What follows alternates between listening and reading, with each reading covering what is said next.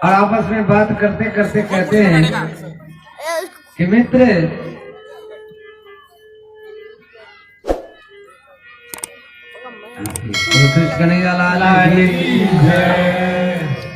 मित्र तुम पहले विरक्त की बात करता रहता था, शादी विवाह किया कि नहीं?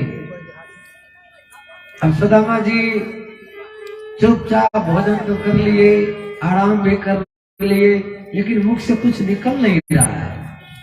भगवान समझ गए कि ये वैभव देख करके मेरे मित्र संचार रहा है, तो भगवान गुरुकुल की बात थोड़ी सी छेड़ दी। मित्र वो गुरुकुल की बात याद है कि उस रात बहुत बारिश हो रही थी, तूफान आ गई, हम लोग मार्ग भटक गए, तो रात में ही एक वृक्ष के नीचे में तो तुम्हारा दांत खटखटा रहा था। सुदामा जी सोचने लगे पोल पट्टी सारा खोल देगा यार। सुदामा जी अब बोल पड़े, हाँ हाँ अरे मित्र वो रात को भला कौन भूल सकता है। और तब आपस में बात होने लगी। मित्र तुम विरक्त की बात करता था, शादी विवाह किया कि नहीं? तो कहने लगे सुदामा जी कि कृष्ण कन्हैया, वो मित्र वाला बात ही वही नाम है, कन्हैया सच पूछो तो तेरी भाभी ने ही मुझे भेजी है। अच्छा भाभी भेजी है तो भाभी मेरे लिए जरूर कुछ दी होगी। अब तो सुदामा जी समझा रहे हैं, शर्मा रहे हैं कि इतना देर खीर पूरी हलवा मालपुआ चावा हूँ, अब ये सूखी चावल कैसे दूं? सुदामा जी कहते हैं नहीं नहीं नहीं कुछ नहीं। भगवान कहते हैं कि मित्र बहुत देर से मैं देखता हूँ तुम एक बांह को दबा के रखा है। तो सुदामा जी कहने लगे थोड़ा सा दर्द हो रहा है इसलिए दबा रखा, और कोई खास बात नहीं। बोले अच्छा दर्द है बांह में और मैं तब से पैर दबा रखा हूँ, अच्छा चलो लाओ मैं तुम्हारा बांह ठीक कर देता हूँ। और जबरदस्ती खींच लिए पोटली, और पोटली खींच कर कहते रहने दो मेरा ठीक हो जाएगा। बोले नहीं नहीं कुछ है अंदर में, और बस पोटली खींच करके भगवान कहते हैं देखो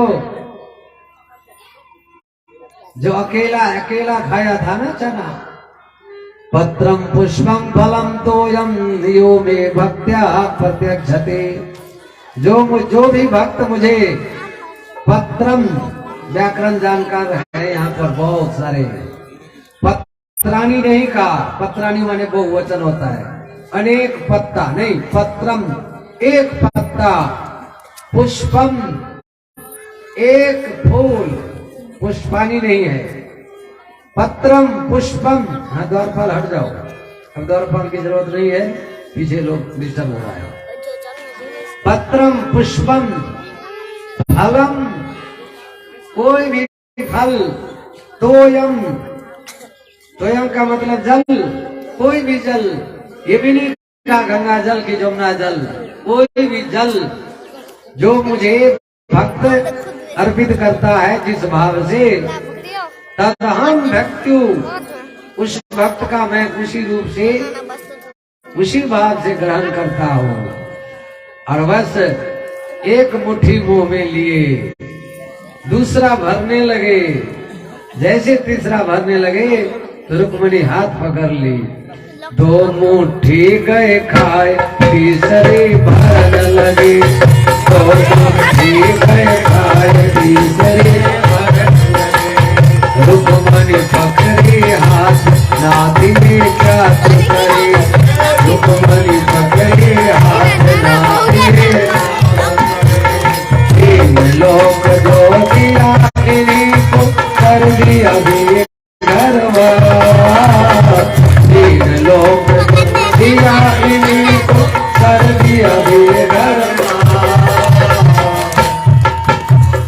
भगवान कहते हैं रुक्मणी छोड़ दो हाथ। कहे कृष्ण जी सुनो मेरी प्यारे, अपने भक्तों पर मैं जाऊं बलिहारे, अपने भक्तों पर मैं जाऊं बलिहारे,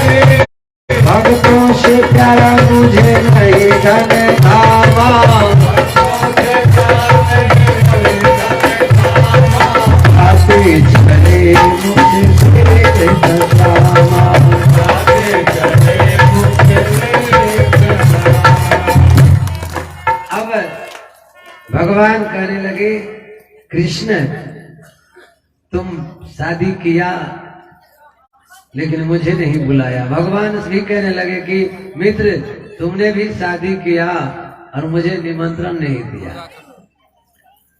तो भगवान कहने लगे कि अरे मेरा जो शादी हुआ है वो एक भी शादी का दिन तय नहीं हुआ, मुहूर्त तय नहीं हुआ, गया और पट से शादी करके ले आया।